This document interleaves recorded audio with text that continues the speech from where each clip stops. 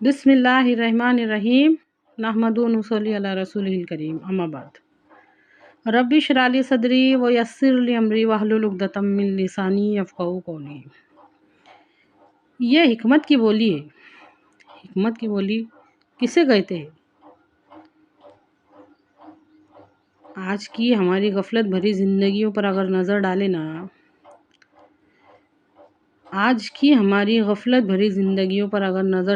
ہر کسی کی شہر میں رہنے والے ہو، چاہے گاؤں میں رہنے والے ہو، چاہے کہیں بھی رہنے والے ہو، اگر سب کی زندگیوں پر نظر ڈالے نا، غفلت بھری زندگی کو دیکھ کے، تو ان کو یہ بھی سمجھانا پڑے گا کہ علم کیوں ہے،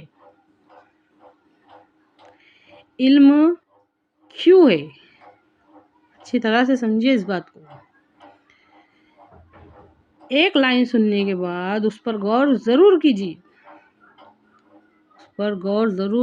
ضرور کیجیے۔ ہمارے نبی صلی اللہ علیہ وسلم کا ارشاد ہے کہ تم کامل مومن نہیں ہو سکتے جب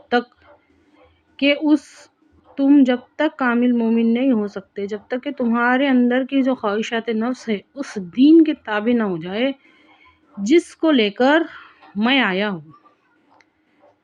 اللہ تعالیٰ کے حکموں پر چلنے کو دین کہتے ہیں۔ اپنی رضا کو اللہ کی رضا کے مطابق ڈھالو، اللہ کی رضا میں راضی ہونے کی ٹریننگ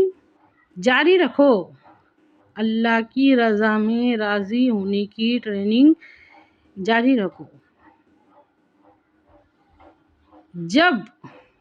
جب ہماری غفلت پر فرق پڑے گا۔ اچھی طرح سے سمجھو اس بات کو۔ اللہ رب العزت نے حرام کو ناپسند کیا ہے، اللہ رب العزت نے حلال کو پسند کیا ہے، تو ہم کو حلال کو پسند کرنے کی ٹریننگ پر چلنا چاہیے۔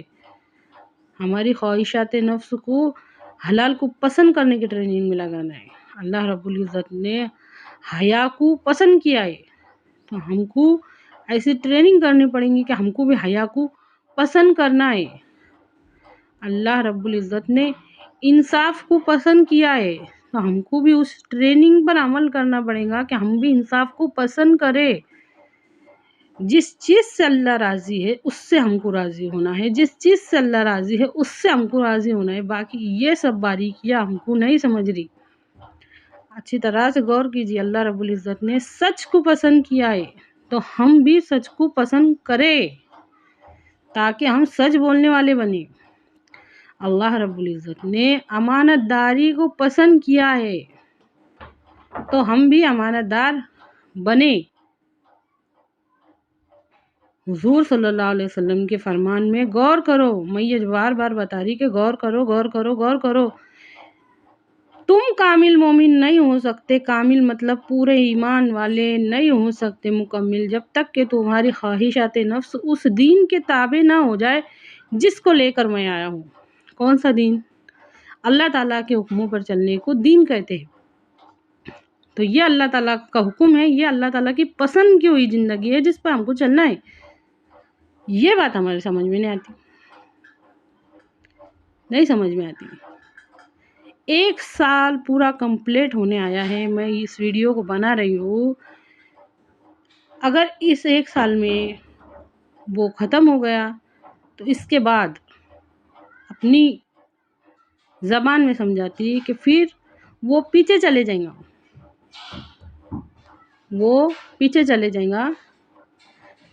پلیز ہمارے چینل کو لائک کیجئے، اس کو سبسکرائب کیجئے، اس کو سمجھنے کی کوشش کیجئے۔ یہ سب باتیں جاننا ہر فرد کا ذمہ ہے۔